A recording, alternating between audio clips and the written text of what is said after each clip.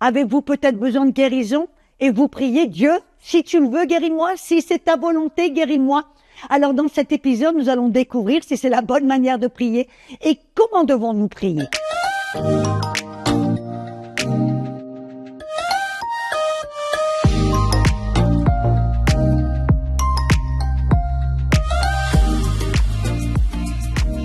Bonjour et bienvenue à Zone Rapha. Rapha qui veut dire Dieu qui guérit. Pourquoi? Parce que Dieu veut guérir il veut guérir notre esprit, notre âme, notre corps. Dieu veut vous guérir. Et alors aujourd'hui, nous parlons de la guérison physique. Et je voudrais parler d'un monsieur qui se trouve dans la Bible. C'est un monsieur qui était lépreux. Avez-vous déjà vu un lépreux? Avez-vous entendu parler de la lèpre? La lèpre est une maladie qui ronge le corps, le système nerveux, et souvent les lépreux sont mis à part. J'étais missionnaire en Inde et il y avait de nombreuses colonies de lépreux où les gens étaient mis à part, ils étaient rejetés, indignes. Et ce monsieur, c'était son cas. Mettons-nous à sa place. Il était peut-être marié, il avait peut-être des enfants et tout d'un coup, ce monsieur, il est mis à part, rejeté. Il ne peut plus embrasser sa femme, la prendre dans ses bras. Il ne peut plus prendre ses enfants, jouer avec eux. Et il est maintenant hors de la société, indigne, rejeté. Et vous savez, à l'époque de Jésus, un lépreux devait s'annoncer. Si un lépreux venait près d'un village, il devait crier « lépreux, lépreux !» Et tout le monde s'éparpillait, les enfants leur jetaient des pierres. Bref, vous voyez un petit peu le scénario. Et voilà cet homme, tout d'un coup, qui a entendu parler de Jésus. Et ça se trouve dans Marc 1, dans le verset 40 jusqu'au verset 42. Et voilà, cet homme a entendu que Jésus guérissait, même les pires cas, les cas impossibles. Et qu'est-ce qu'il a fait? Il a osé s'avancer vers Jésus. Alors qu'il aurait dû, alors surtout il était à la présence d'un rabbin, d'un homme de Dieu. Et il a osé par la foi croire que Dieu est bon, que Dieu ne le rejetterait pas. Mais alors il s'est tout avancé tout doucement. Et il a dit à Jésus, « Seigneur, tu peux me guérir si tu le veux. » Vous voyez, il savait, il n'avait aucun doute que Dieu, Jésus, il était, en fin de compte, les gens se demandaient est-ce qu'il est le Messie? Oui, c'est un prophète, oui, c'est un rabbin. Ils savaient tous que Jésus faisait des miracles, qu'il guérissait, qu'il ressuscitait les morts, qu'il faisait des choses, qu'il libérait les opprimés. Et là, cet homme a osé s'avancer, il a dit, je sais que tu as le pouvoir, tu as la puissance, j'ai entendu parler de toi, je paraphrase, tu peux guérir, je sais, j'ai entendu que tu as ouvert les yeux des aveugles, tu as ressuscité quelqu'un, tu as guéri les malades, je sais que tu peux. Mais là où je sais pas, où j'ai un doute, où je suis pas certain, là où j'ai peur, là où j'ose même peut-être croire, c'est que tu le veux. Vous voyez, comme beaucoup de chrétiens aujourd'hui, les chrétiens, comment est-ce qu'ils prient? Vous les avez entendus prier? Des fois, peut-être c'est vous. Peut-être que je vais mettre le doigt sur quelque chose de douloureux. Et vous dites, Seigneur, si tu le veux, guéris-moi. Guéris-moi si c'est ta volonté. Oh, vous avez déjà prié comme ça? Eh bien, je suis là pour vous dire aujourd'hui que la guérison est toujours la volonté de Dieu. Amen. On voit là dans ce cas, Jésus n'a pas hésité. Vous voyez, si peut-être, parce qu'après tout, Jésus, vous vous rappelez, il a dit, je ne fais rien de ma propre initiative, seulement ce que je vois le Père ou j'entends du Père. Je ne fais rien de moi-même. Jésus faisait toujours la volonté de Dieu. Donc, Jésus qui aurait cherché la volonté de Dieu dans ce cas, un lépreux, un homme indigne, rejeté, impur. Amen. Comment même ose-t-il s'approcher d'un rabbin? Et pourtant, Jésus, là, il n'a pas hésité, il n'a pas recherché à savoir « Père, c'est ta volonté ». Il ne s'est pas reculé, il n'a pas hésité une seconde. La Bible nous dit que Jésus s'est avancé vers cet homme, a même posé sa main sur lui. Waouh, quelle honte! Après tout, un rabbin, vous vous rendez compte que si un rabbin venait en contact avec un mort, un lépreux, un malade, il perdait sa sainteté, et il devait se laver, il devait se purifier. Non, mais pas Jésus. Jésus, lui, est avancé, il l'a touché. Et vous savez qu'est-ce qu'il a répondu? quand le lépreux lui a dit, je sais que tu as le pouvoir, la puissance de me guérir, si, le grand si, avec un S majuscule, si tu le veux. Et là, Jésus a répondu, sans même réfléchir, sans même essayer de prier, de demander au Père. Il a immédiatement, en une seconde, il a dit, je le veux.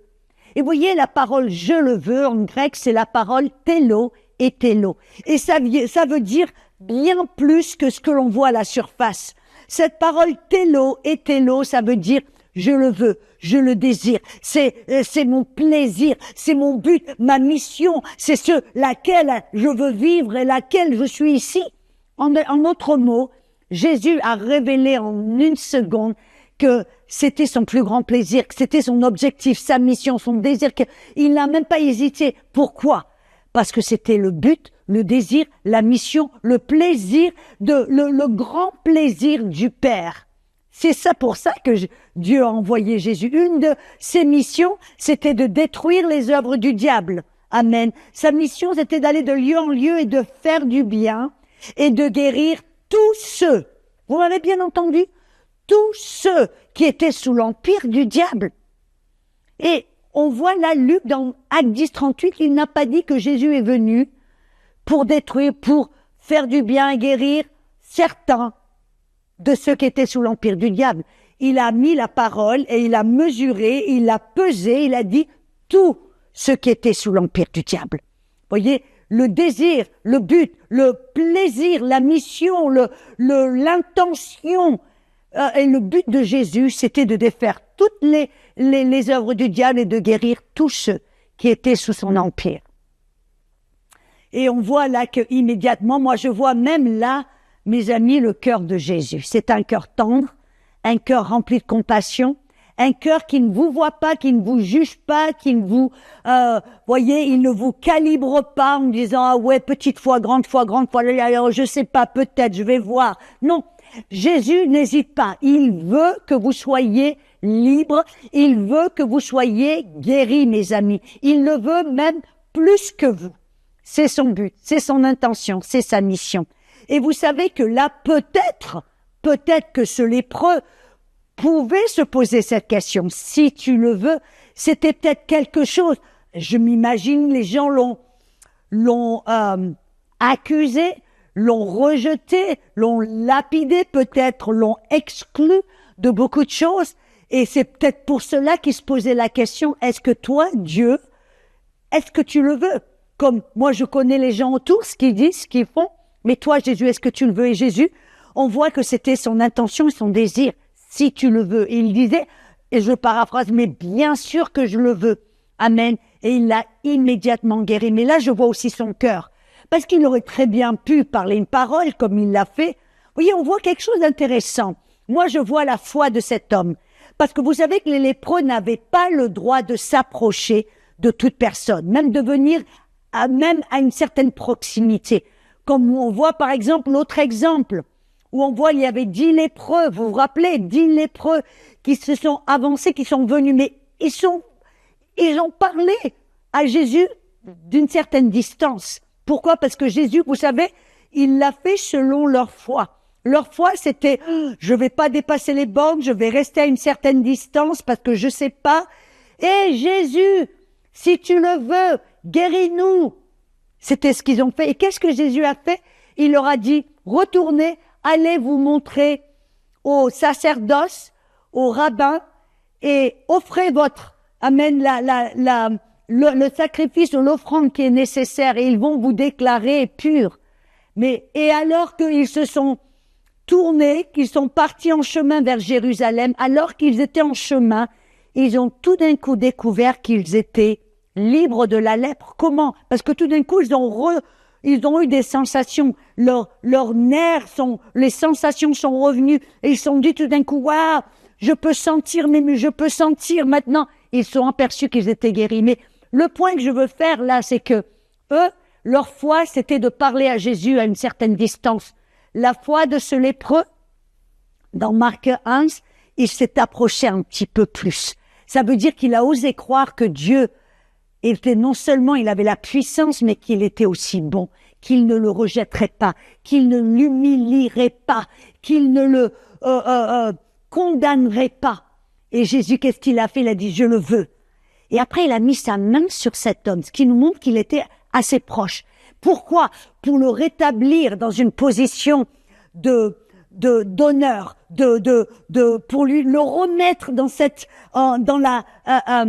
parmi le peuple, pour le réintégrer, lui redonner sa dignité qu'il avait perdue, pour le remettre dans cette position où maintenant tu es un être humain, je t'aime, tu as de la valeur à Dieu, Dieu t'aime, il ne te rejette pas. Et il a, voyez, rendez compte, il lui a montré que non seulement je veux te guérir, mais voilà, je t'aime, tu as de la valeur, tu es aux yeux de Dieu un être humain qui est précieux. Et c'est ce que Dieu veut vous dire maintenant. C'est ce que Dieu, certains d'entre vous, le Seigneur me parle que vous avez peut-être une maladie vénérale, une maladie honteuse, une maladie que vous ne voulez même pas que vous dire à personne, une maladie parce que peut-être une maladie génitale, une maladie peut-être qui a été la cause d'un grand péché. Amen. Et tout d'un coup, vous avez peur même d'en parler, peur de le révéler, peur de le dire.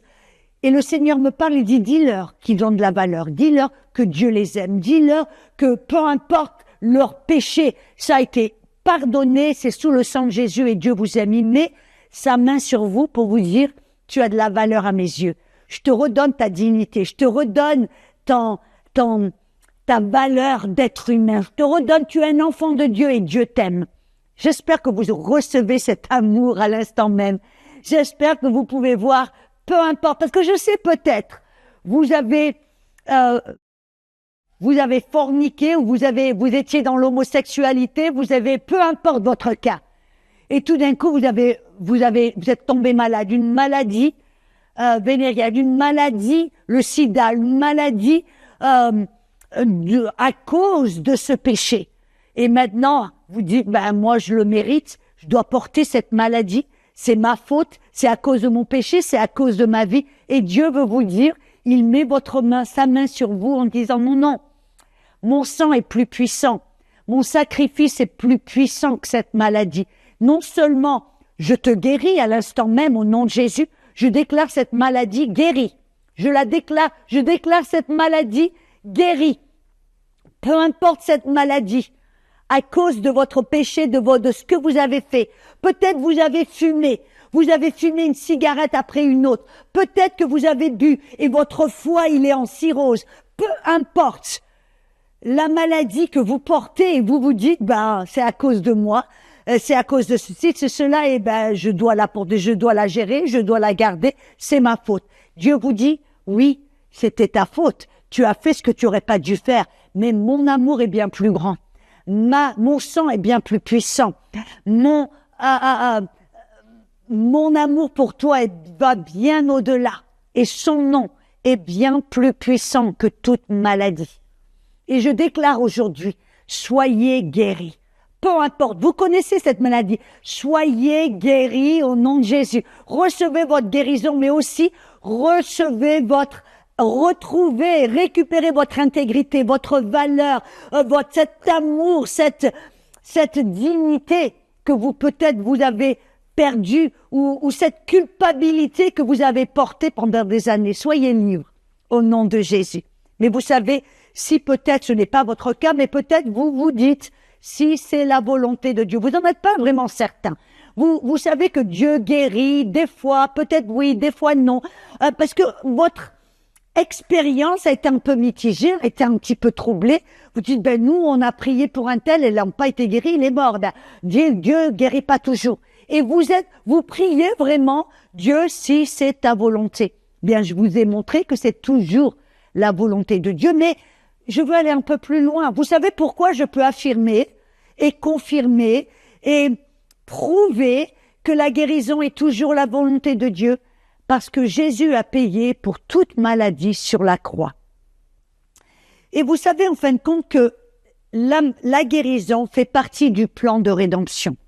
Si vous allez avec moi, dans Ésaïe 53, on voit dans Ésaïe 53 alléluia, que là, le prophète Ésaïe parle du plan de rédemption. Vous le savez, j'en suis sûre. Et là, dans le verset 4 et 5, il dit « Cependant, Jésus a porté, ou il a porté, nos souffrances. Il s'est chargé de nos douleurs et nous l'avons considéré comme puni, frappé de Dieu, même humilié. Mais il était blessé pour nos péchés, brisé pour nos iniquités. Le châtiment qui nous donne la paix est tombé sur lui. Et c'est par ses meurtrissures que nous sommes guéris. » Et je sais qu'il y a toujours ceux qui disent « Oh, mais il parle des guérisons spirituelles, le salut. » Je sais qu'il parle là, ce sont des douleurs spirituelles, il parle du salut et seulement du salut. Et vous savez, c'est intéressant que là, Jésus, il a fait référence à ce verset que le prophète Ésaïe a prophétisé dans Ésaïe 53. Et vous savez comment Jésus l'a traduit? Dans Matthieu 8, verset 17, Jésus a dit « Il guérit tous les malades afin que s'accomplit ce qui avait été annoncé par le prophète Ésaïe, bien sûr dans Ésaïe 53. Il a pris nos infirmités, il s'est chargé de toutes nos maladies. » Voyez, Jésus a lu le verset où il a interprété ce verset dans Ésaïe 53, versets 4 et 5 que je viens de lire. Mais vous avez vu comment il l'a lu, comment il l'a déclaré. Il s'est chargé, il a payé pour toutes nos infirmités. Il s'est chargé de toutes nos maladies. C'est pour ça qu'il a guéri tous les malades. Et on voit en fin de compte que c'est ce que Jésus a fait. Partout où il allait, il guérissait tous les malades. Et vous savez, ce serait ridicule pour vous, en sachant que sur la croix, comme a été prophétisé dans Ésaïe 53, il a payé pour toutes nos maladies, il s'est chargé de toutes nos infirmités, par les meurtrissures duquel nous sommes guéris, ou comme Pierre l'a dit dans 1 Pierre 2, 24, selon lequel nous avons été guéris. Vous voyez, Pierre a regardé à ce passage en vue de la croix, mais il l'a regardé comme un fait passé, comme quelque chose de déjà accompli. Et c'est le cas. En fin de compte, vous voyez, jusque-là, Dieu guérissait les gens à crédit. Qu'est-ce que ça veut dire à crédit?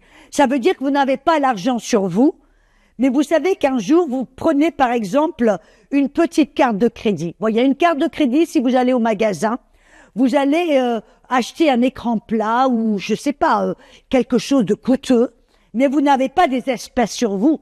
Alors vous allez avec votre carte de crédit. Ça veut dire je paye, pop, pop, vous mettez votre petite carte de crédit, c'est enregistré. Mais c'est un mois plus tard que vous recevez la facture. C'est un mois plus tard que vous allez devoir payer la facture. Et en d'autres mots, Jésus, quand il a guéri tous les malades, quand le Père a guéri les malades dans l'Ancien Testament, comme on l'a vu précédemment, il les guérissait à crédit. Pourquoi? Parce qu'il savait qu'un jour viendrait où Jésus allait monter sur la croix. Et là, sur la croix, qu'est-ce que ce serait? C'est le jour, c'est le moment où il paierait l'addition, où il paierait la facture pour toutes les maladies. Peu importe, les maladies petites, grandes, importantes, impossibles, nouvelles maladies, sur la croix, Jésus, il a payé la facture.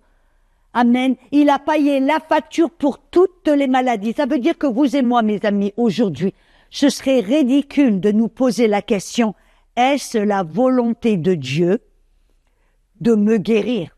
Pourquoi? Nous n'avons plus besoin de nous poser cette question. Pourquoi? Parce que Dieu a déjà payé la facture.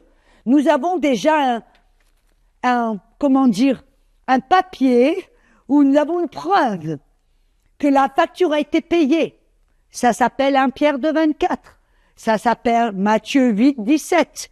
Ça s'appelle Ésaïe 53. Qu'est-ce que c'est? Ce sont des preuves bibliques que la facture a été payée par le sang de Jésus, par le sacrifice de Jésus, par les meurtrissures de Jésus. Alors mes amis, aujourd'hui, quand vous faites face à la maladie, vous devez l'aborder non pas comme le lépreux. Si tu le veux, je sais que tu peux. Je sais que tu as la puissance. Je sais que tu es tout puissant. Et je sais. Mais le veux-tu? si c'est ta volonté. On doit enlever le si c'est ta volonté. On doit enlever le si tu le veux. Et on doit dire, Seigneur, je sais que tu le veux. Je sais que c'est ta volonté. Parce que j'ai la facture avec la mention payée, avec la mention accomplie. Par ces meurtrissures, alléluia, nous avons été guéris. La facture est payée, mes amis. Ce n'est plus du crédit. Ce n'est plus quelque chose que Dieu va faire, c'est quelque chose qu'il a déjà fait. Alors ici, ensemble, je veux vraiment vous encourager à enlever le si tu le veux, d'enlever si c'est ta volonté, enlever le grand si, et oser croire que la guérison est toujours la volonté de Dieu. Voyez, c'est des fois pour cela que des gens sont pas guéris. Ils prient, ils supplient, ils jeûnent, ils mendient, ils commencent une ligne de prière et il n'y a rien qui se fait. Parce que quelque part, quelqu'un a toujours le si au milieu, a toujours le si tu le veux ou si c'est ta volonté. Il n'y a pas une certitude. Et là où il n'y a pas de certitude, mes amis, il n'y a pas de foi. Et la guérison se reçoit par la foi. C'est pour cela que Jésus, partout quand il faisait le ministère et il faisait face à des malades, il leur disait toujours que ce soit fait selon ta foi. Ou qu'est-ce que tu veux que je fasse? Amen. Oh, cet homme a la foi. Femme, ta foi t'a guéri. Voyez, la foi, c'est être convaincu, persuadé que quelque chose est la volonté de Dieu. Alors si vous continuez à demander, à prier, à supplier, si tu le veux, si c'est ta volonté, il n'y a pas de foi, il n'y a pas de conviction, il n'y a pas de certitude. Alors je veux vraiment prier pour vous aujourd'hui, que vous ayez cette foi, cette conviction, et ce que j'ai partagé avec vous, ça devienne votre conviction. Que vous enleviez le grand si, le si tu le veux, si c'est ta volonté, et que vous approchiez Dieu comme un enfant de Dieu, avec une conviction, avec une certitude, avec la foi, amen, et que vous puissiez recevoir votre guérison par la foi. Osez croire aujourd'hui, priez avec moi, Seigneur, je te remercie pour ta volonté. Je déclare que la guérison est toujours ta volonté.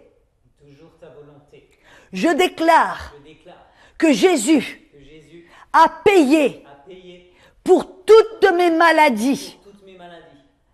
Ça veut dire qu'aujourd'hui, je choisis de croire en ce que Jésus a fait sur la croix. Et je ose croire et recevoir ta guérison maintenant. Je le déclare, je le reçois, car c'est sa volonté. Au nom de Jésus. Amen. Osez croire que c'est sa volonté et osez recevoir parce qu'il l'a accompli, il l'a payé sur la croix. La facture est payée, mes amis. Et je déclare à l'instant même, oh,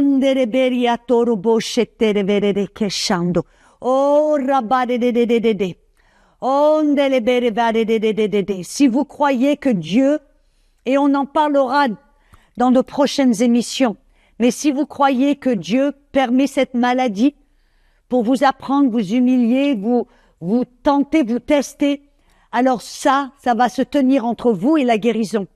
Osez croire que la guérison est toujours la volonté de Dieu. Jetez les fausses doctrines hors, jetez ces faux raisonnements, jetez ces forteresses qui vous empêchent de goûter à la guérison, goûter à l'amour de Dieu. Vous êtes enfants de Dieu. Amen. Je prie pour vous. Joignez-vous à moi en prière. Amen. Faisons-le ensemble. Seigneur, je te remercie pour ces personnes. Seigneur, je te remercie. Oh, des maladies incurables, de longue durée. Il y en a certaines d'entre vous-même, vous savez, vous avez une maladie pendant tellement longtemps. La Bible dit que l'espoir différé rend le cœur malade. Vous avez une maladie pendant tellement longtemps. Vous avez prié, vous avez jeûné. Il y a des hommes, des femmes de Dieu qui ont imposé les mains sur vous et rien ne s'est fait, rien n'a marché. Et vous êtes tentés de croire, mais ça doit peut-être être la maladie, la volonté de Dieu. Ça doit peut-être être un but. Il doit y avoir un but divin. Et votre cœur a été malade. Votre cœur, votre espoir est différé. Je veux prier pour votre cœur. Comme ce lépreux, recevez l'amour de Dieu. Alors que vous êtes, juste fermez les yeux. Et osez croire que Jésus pose sa main sur vous. Sentez la chaleur de Dieu, l'amour de Dieu. Et il vous dit, mais je le veux, c'est ma volonté, C'est pour ça que j'ai payé le prix. C'est pour ça, pour que tu sois libre, libre de la maladie, que tu puisses recevoir mon âme. Voyez, la guérison, c'est un des langages d'amour de Dieu. Recevez cette guérison. Je prie pour votre cœur, que votre cœur soit guéri, que vous puissiez retrouver cet espoir, que tout d'un coup votre cœur s'ouvre, que vous puissiez oser croire qu'il y a de l'espoir, osez croire que c'est pas la fin, osez croire que peu importe votre expérience, ce n'était pas la volonté de Dieu, osez croire que même comme les disciples qui ont prié pour un petit garçon épileptique, ils n'ont pas guéri, osez croire que Jésus vous guérit maintenant, osez croire qu'il y a de l'espoir. Je prie pour votre cœur, que votre cœur qui a été brisé, que cet espoir qui a été différé, que vous puissiez retrouver le goût à la vie, le goût à la bonne santé, le goût à la guérison. Osez le croire, au nom de Jésus. Je prie pour vous, pour cette puissance de Dieu qui se manifeste en vous, que vous puissiez voir et goûter la gloire de Dieu, la puissance de Dieu dans vos vies. Vous allez voir maintenant, il y a quelqu'un, l'hémisphère gauche de vos poumons a été abîmé. Peut-être à cause du Covid, peut-être à cause de je ne sais pas, peut-être, mais bref. Votre hémisphère gauche des poumons a été abîmé. Je déclare guérison dans votre poumon gauche. Je déclare maintenant que la puissance de Dieu vient et guérit vos poumons. Guérit vos poumons. Vous commencez à respirer. Et l'air rentre à plein dans vos poumons. Je déclare maintenant que cette puissance guérit vos poumons au nom de Jésus. Je déclare au nom de Jésus. Quelqu'un, vous avez eu un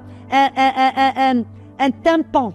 Vous avez l'oreille, je crois que c'est l'oreille droite qui a été abîmée. Peut-être qu'il y a eu une explosion, peut-être vous êtes allé à un concert, peut-être, bref, votre oreille, l'ouïe de votre oreille droite a été abîmée.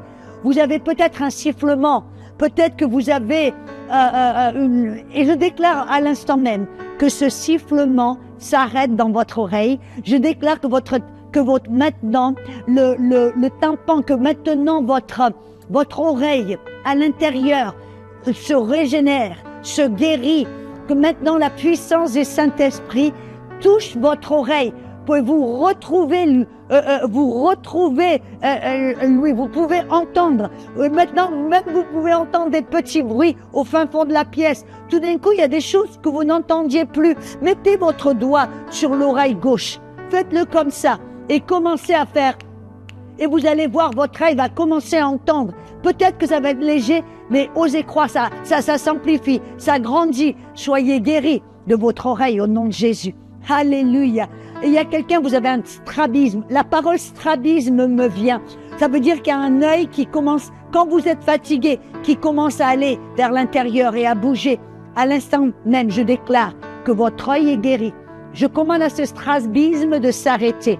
Je commande au strabisme d'arrêter, de partir. Votre œil se fortifie. Votre œil commence à être droit. Et le strabisme s'arrête au nom de Jésus.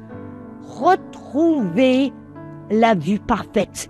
Votre œil se stabilise au nom de Jésus. Amen. Nous allons nous retrouver pour une prochaine émission où nous allons découvrir encore plus sur la guérison et prier ensemble. Alors, à bientôt. Que Dieu vous bénisse.